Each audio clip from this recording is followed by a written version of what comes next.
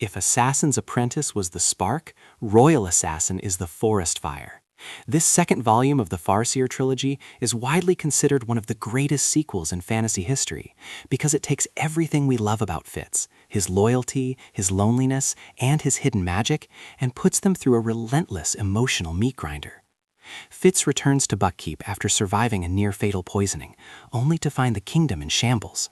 King Shrewd is failing, the Red Ship Raiders are burning the coast with impunity, and Prince Regal's treachery is no longer a secret. It's a blatant power grab. The vibe is suffocating, high stakes, and deeply intimate.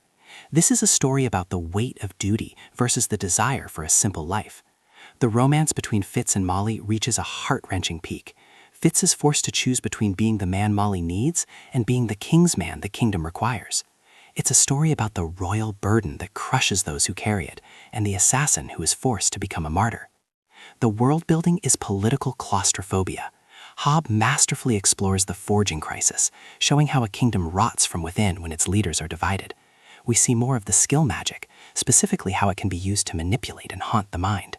The themes are devastatingly human: the isolation of being different, the betrayal of family, and the profound connection between a man and his wolf, Nighteyes.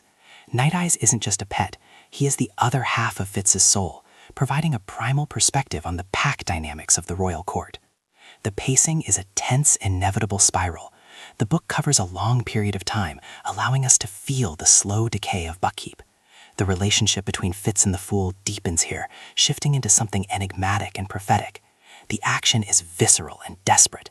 Fitz isn't a superhero. He's a young man doing his best in an impossible situation, often making mistakes that have permanent, bloody consequences. The secondary characters, from the noble Prince Verity to the fierce Lady Patience, are written with such depth that their pain becomes your own. The ending is a shockwave that changes the series forever. It is one of the most famous and polarizing conclusions in fantasy, involving a level of sacrifice that most authors wouldn't dare to write.